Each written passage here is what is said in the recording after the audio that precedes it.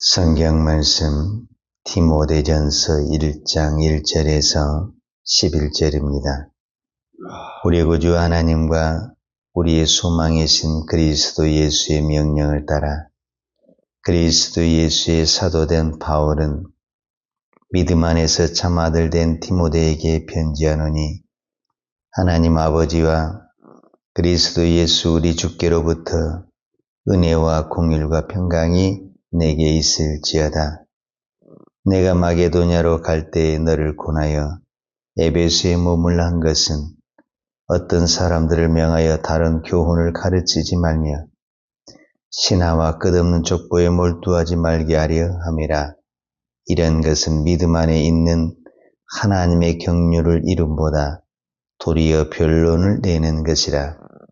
이 교훈의 목적은 청결한 마음과 선한 양심과 거짓이 없는 믿음에서 나오는 사랑이거늘 사람들이 이에서 벗어나 헛된 말에 빠져 율법의 선생이 되려 하나 자기가 말하는 것이나 자기가 확증한 것도 깨닫지 못하는도다. 그러나 율법은 사람이 그것을 적법하게만 쓰면 선한 것임을 우리는 아노라.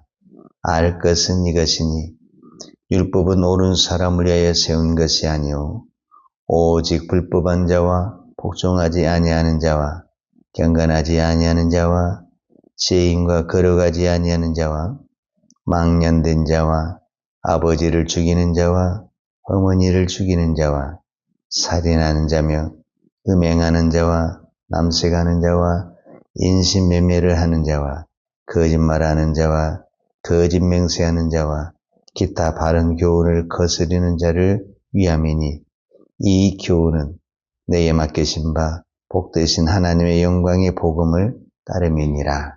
아멘. 네, 오늘부터 디모데전서 말씀을 살펴보도록 하겠습니다. 우리가 일반적으로 디모데전서, 디모데후서, 디도서를 신약 성경에서 구분을 할 때 목회 서신으로 구분을 합니다.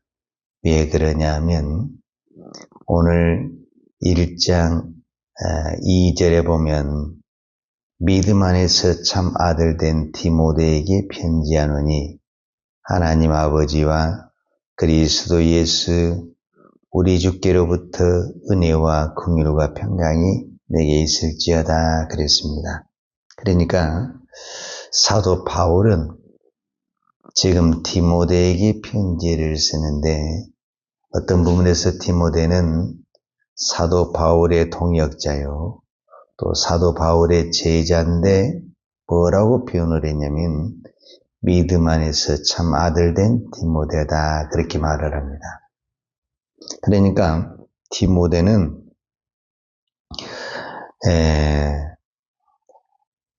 사도 바울의 영적인 아들임과 동시에 즉 믿음의 아들이라고 우리가 일반적으로 말하고 믿음의 아들임과 동시에 바울의 동역자고 바울의 제자입니다. 사도 바울에게 믿음의 아들이 2명이 있습니다. 한 사람이 디모데고 또 한 사람이 디도입니다. 그래서 이 두 사람이 사도 바울이가 개척한 그 교회를 목회하는 그곳에 편지를 보내면서 이 디모데전서, 디도서를 우리가 목회 서신이다 이렇게 이야기를 합니다.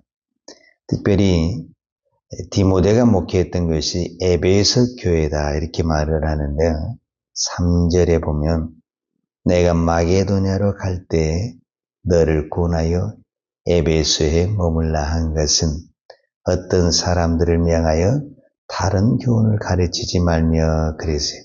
그러니까 사도 바울과 동행을 하면서 디모데를 에베소에 머물게 하면서 에베소 교회에 목회를 하게 했는데 이 에베소 교회가 무슨 문제가 있었냐면은 오늘 성경에 다른 교훈을 가르치지 말며 이 말이 있어요. 그 다음에 4절에 보면 신하와 끝없는 족보에 몰두하지 말게 함이라.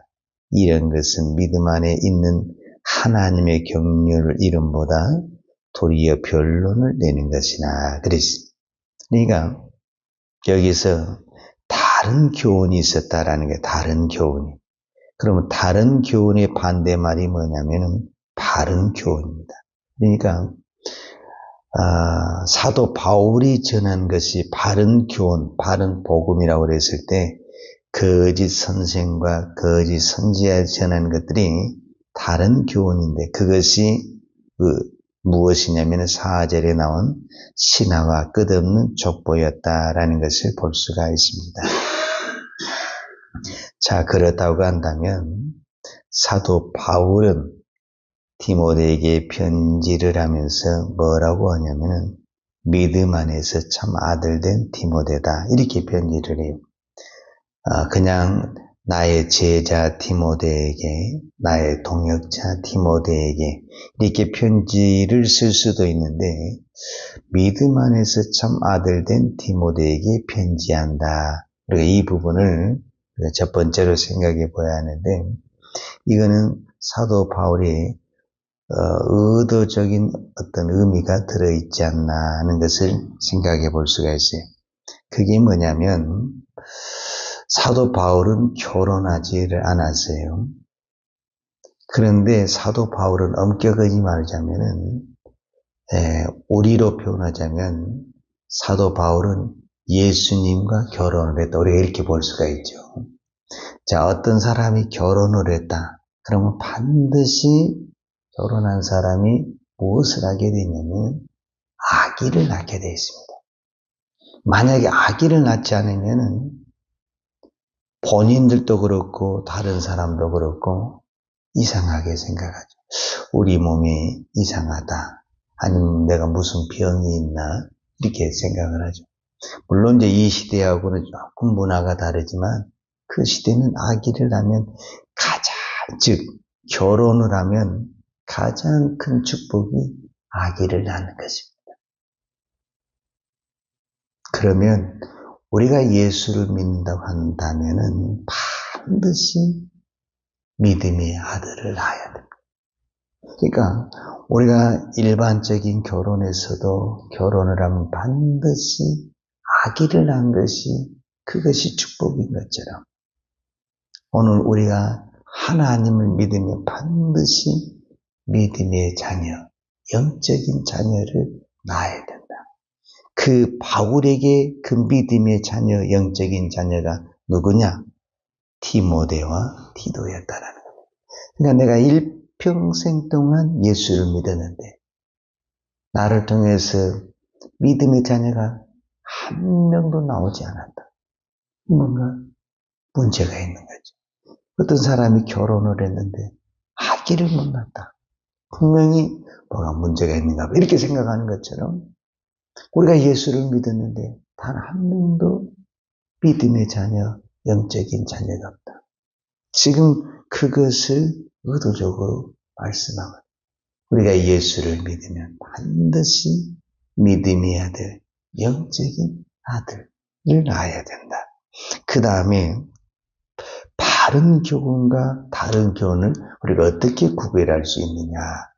여기에 대해서 말을 하는데 4절에 신하와 끝없는 족보에 몰두하지 말라 하리함이라. 이런 것은 믿음 안에 있는 하나님의 경륜을 이름보다 도리어 변론을 내는 것이다. 그러니까 신하와 족보를 따지는 것, 이거는 100% 뭐냐? 다른 교훈이다. 이렇게 말을 해요. 그럼 바른 교훈이라는 것이 무엇이냐라고 말했을 때 이제 그게 5절에 있는 말인데 이 5절은 이 교훈의 목적은 이 교훈이 이제 사도 바울이 전한 바른 교훈의 목적은 청결한 마음과 선한 양심과 거짓이 없는 믿음에서 나오는 사랑이거늘 이렇게 말을 했습니다. 자, 사도 바울은 사도행전 4장 12절에 보면 다른 이로서는 구원을 받을 수 없나니 천하 사람 중에 구원을 받을 만한 다른 이름을 우리에게 주신 일이 없습니다. 그러니까 사도 바울이 전한 바른 복음, 우리가 흔히 말하는 오직 예수 외에는 다른 구원의 길이 없다. 그러니까 오직 예수 외에 다른 것을 통해서 구원이 있다고 한다면 그거는 가짜가 되고 오늘 우리 시대는 그거를 이단이라고 합니다. 그러니까 오늘 우리는 오직 예수에게만 구원이 있다고. 그 다음에 사도 바울도 다른 이로서는 구원이 없다. 그러니까 오직 예수, 다른 이로서는 구원이 없다는 말은 오직 예수에는 구원이 없다라는 말과 같은 거죠. 그래서 이 바른 교훈을 받은 사람들에게는 오늘 첫 번째가 뭐냐면 청결한 마음과 선한 양심과 거짓이 없는 믿음 안에서 나오는 사랑이다. 이렇게 표현을 했어요. 자, 오늘은 첫 번째 청결하다라는 것을 살펴보면은 청결하다라는 것은 깨끗하다라는 말과 같은 말이죠. 자, 청결하다, 깨끗하다. 어디가? 오늘 성경에 청결한 마음이라고 그래요. 마음이 깨끗하다. 마음이 청결하다. 이 단어를 우리가 깊이 생각을 해야 됩니다. 자, 우리가 예수님이 산상수훈에서 팔복이 나오잖아요. 거기 보게 되면은 마음이 청결한 자는 그랬어요. 마음이 청결한 자는 복이 있나니 그들이 하나님을 볼 것이요. 그랬어요. 그러니까 여기서 청결한 마음, 예수님이 말한 이 마음이 청결한 자는 무엇을 보냐? 하나님을 본다라는 거예요. 그러니까 바른 복음을 받아들인 사람은 반드시 마음이 청결해지고 마음이 청결한 자는 하나님을 본다. 하나님을 바라보게 되면은 어떻게 되냐? 다른 것으로 쫓아가지 않는다. 왜냐하면 왜 우리가 신앙에 방황을 하고 좌로나 우로나 치우치게 되냐면 하나님이 보이지 않기 때문에 그렇다라는 거예요. 만약에 우리가 하나님이 똑똑히 보인다고 한다면 하나님을 바라보고 가게 되죠. 근데 하나님이 안 보이는 거예요. 그래서 우리가 잘 아는 대로 잠언 4장 23절에는 모든 지킬 만한 것 중에서 더욱 내 마음을 지키라. 생명의 근원이 이에서 남이니라. 그랬어요. 그러니까 이 시대에 가장 우리가 핵심으로 잡아야 되는 마음을 지켜. 내가 지금 어디에 마음이 빠져 있는가?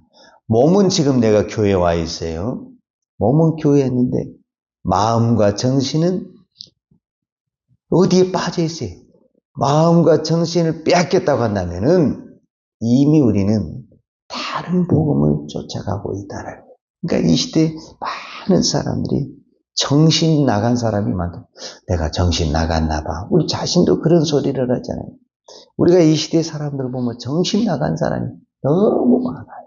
그게 뭐냐면은 몸은 여기 있는데 몸과 이 마음과 정신은 엉뚱한 거 있다라는 거예요. 그러니까 전혀 예수를 생각하지 않냐고. 예수를 생각하지 않으니까 당연히 예수가 보이지도 않고. 그러니까 내가 믿는다고 말은 하면서도 내 몸과 내 마음과 정신은 전혀 다른 곳에 있는 거예요. 이거는 바른 복음이 아니다. 그래서 잠언에서도 이 시대에 가장 우리가 힘써서 지켜야 될 것은 마음이다. 마음. 네 마음속에 무엇을 품고 있느냐? 예수를 품고 있느냐? 복음을 품고 있느냐? 아니면 세상을 품고 있느냐? 그거에 따라서 바른 복음과 다른과 바른이라는 것을 우리가 구별을 해야 된다라는 거죠. 자, 디모데후서에 보면은 이 부분에 대해서 사도 바울은 또 이렇게도 표현을 했어요. 그러므로 누구든지 이런 것에서 자기를 깨끗하게 하면 귀히 쓰는 그릇이 되어 걸어가고 주인의 쓰임에 합당하며 모든 선한 일에 준비함이 됨이라. 깨끗하면, 즉 마음이 깨끗하면. 예수님이 이 땅에 오셨을 때 바리새인과 서기관들은 손이 깨끗했어요. 그래서 그들은 다 손을 씻었어요. 근데 그들은 마음이 깨끗하지 않았어요. 그래서 예수님은 그들이 마음이 깨끗하지 않다고 지적을 했고, 바리새인과 서기관들은 자기들은 늘 손을 씻었기 때문에 예수님과 제자들이 손을 씻지 않고 음식 먹는 이것을 부정하다 이렇게 지적을 했어요. 그러나 우리가 잘 알잖아요. 우리의 진정한 그것은 어디에 있냐면 마음에 있다라는 거예요. 마음이 깨끗해야 오늘 성경의 사도 바울은 뭐라고 표현하고 있냐면 주인의 쓰임을 받을 수가 있다. 그것이 이제 그릇을 예를 들었는데 아무리 좋은 그릇도 깨끗하지 않으면 쓰일 수가 없다. 그러나 보잘것없는 그릇도 깨끗해야 쓰임을 받는다. 그렇게 표현을 하고 있습니다. 그래서 오늘 또 이 새벽에 저와 여러분이 기도할 것은 우리의 마음을 하나님께 드립니다. 하나님께서 내 마음을 정결하게 하셔서 하나님의 나라에 쓰임받는 일꾼이 되게 주옵소서. 하나님 내 마음과 내 정신을 온전히 하나님께 드립니다. 하나님이 이 마음을 다스려 주시고 깨끗하게 해주셔서 하나님 나라에 쓰임받게 주옵소서. 이것이 오늘 우리가 날마다 기도해야 될 기도의 제목입니다. 깨끗하면 쓰임을 받을 수가 있습니다. 기도하겠습니다. 하나님 아버지 감사합니다. 오늘도 이 디모데전서의 말씀을 통해서 다시 한번 우리의 믿음, 우리의 마음을 바라보게 하시니 감사합니다. 이 시대가 거짓이 판을 치고 있는 어두운 시대입니다. 우리가 이 거짓을 판단하고 정지하고 그것을 탓하기 전에 우리의 마음을 깨끗하게 할 수 있는 은혜와 복을 허락하여 주옵소서. 우리의 마음은 우리 힘으로 어떻게 할 수가 없습니다. 오직 성령의 은혜가 아니고는 하나님의 은혜가 아니고는 우리의 마음을 깨끗하게 할 수가 없습니다.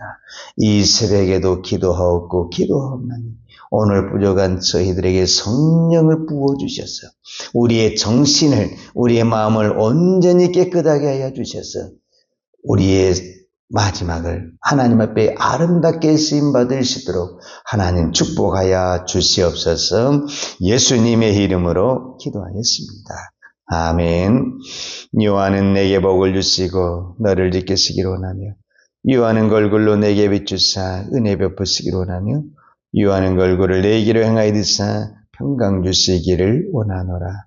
이제는 우리를 위하여 십자가에 돌아가신 우리 주 예수 그리스도의 은혜와 아버지 하나님의 그 크신 사랑과 성령님의 풍성한 은혜가 오늘도 마음을 깨끗이 하여 온전히 하나님께 쓰임받기로 원하는 사랑하는 주의 종들 머리머리 예와 특별히 이 나라의 민족과 한국 교회에 온 열방의 이 생명의 복음을 증거하는 선교사님들 예와 사랑하는 주의 자녀들 머리에 이제부터 영원토록 함께 있을지어다.